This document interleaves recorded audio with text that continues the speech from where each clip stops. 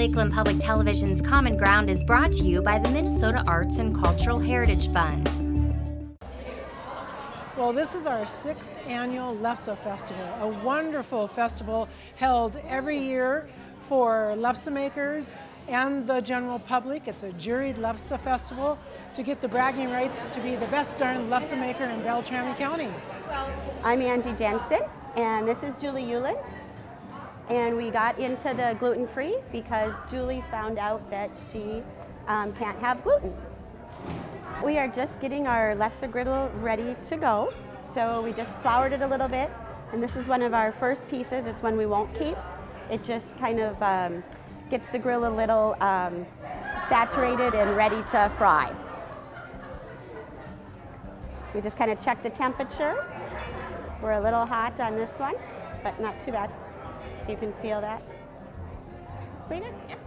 I was diagnosed as a celiac in the summer, and because this is such an important part of how I grew up, I thought it was really important that I try to figure out a way to still be able to make and eat Lefse for the holidays, because I want to pass this on to my children as well. And so we're still working on it a little bit, but but it's getting better. The gluten-free stuff is made with a combination of rice flour, tapioca, flour, and a bunch of different ingredients. Some people have tried it with a Jell-O consistency to try to give it that texture that your flour gives. It's very important to flour your Lefse board and your rolling pin so the Lefse does not stick while you're rolling. When I'm rolling this, I'm trying to get it to stay in a perfect circle. Make Grandma proud. Grandma always said if it was thin enough to see the writing underneath, it was ready to fry. You can see the grills are seasoned. Like, this is my grandma's Lefse grill. So this is an old Lefse griddle. We just get a little flour coating on there. I'm Bryce Ingvaldson from north of Deer River, and we came over to enter the contest today to see if we can be named the best darn Lefse maker in northern Minnesota.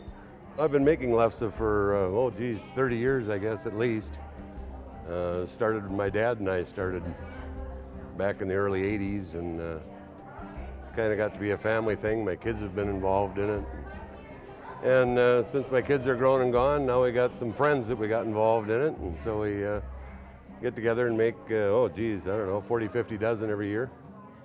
So we have a lot of fun doing it. My grandmother used to make Lefse 100 years ago, and used the wood cook stove and made them almost the same size as the top of the wood stove. They were just huge. And we've decided here a few years ago to start making ours smaller size. It makes them easier to, we make them so they'll fit in a 1-gallon bag. And you can freeze them and thaw them out, and they're just as good after they're frozen as they are before. Looking for these bubbles to kind of start to show brown. Once they show any brown on them, then it's done.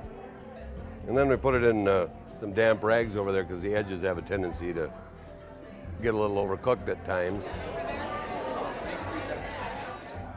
My name is Taylor Fankel, and I'm making Lefse. I've been making Lefse for about 3 years. And I think one of the tricks would definitely be starting out with already cut pieces like this, so that way you don't have so many cracks in it, and it's not as disshapen. And then begin to roll out. You don't want to push too hard because you can create holes and blemishes in it, so you want to keep an even amount of force on it. And you want to make sure that if you start feeling it start to stick, you want to immediately take it to the side and flour it again. I've always really liked eating Lefse, and one of my mom's things that she's always recommended is if you love something, you should learn to make it. I haven't competed, however, I have done some demonstrations on making Lefse at the county fair and the state fair. And at the county fair, I've gotten grand champion, and at state fair, I got a blue ribbon. In this part of Minnesota, and in fact in most of Minnesota, there was Norwegian spoken on many of the streets for many years as the Norwegian immigration took place. And the food is the last to go. The language goes first, and then the food. So it's important that we keep these traditions alive so we don't forget who we are and where we came from. My grandparents were Norwegian immigrants. I'm a second-generation American, and all I have left really are the recipes and the know-how on how to make the goodies that I had from Grandma's table. I know that I'm carrying down recipes that have been in our family from generations. For instance, when I make my flatbread, I've been making it in stone pans. And I have a stereoscope card of a woman making flatbread on a rock with fire underneath the rock.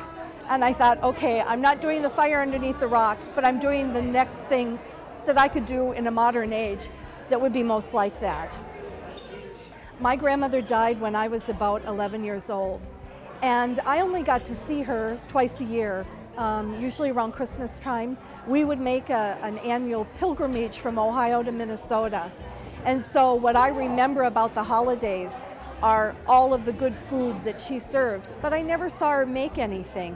And so I wish I could share, with her on how to make these things, because I had to go by my memories of taste and texture as a child.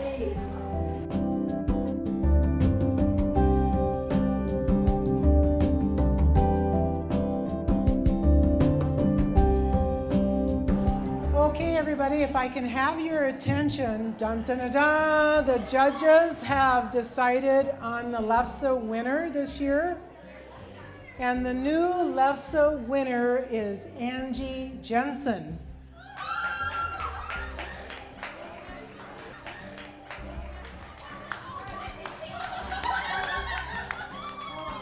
We just were awarded the award for the championship for the Lefse. So first time to have a new winner. We are extremely ecstatic. This was kind of something fun that we took on, and we were really surprised to find out that we won. So yay! Well, we might do it a little differently, but it still tastes good. So, I can't believe it! If you enjoyed this segment of Lakeland Public Television's Common Ground, consider making a contribution at lptv.org.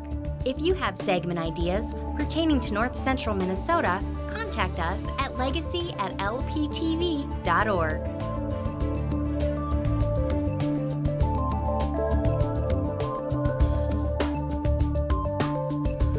Common Ground is funded by the Minnesota Arts and Cultural Heritage Fund by the vote of the people on November 4th, 2008.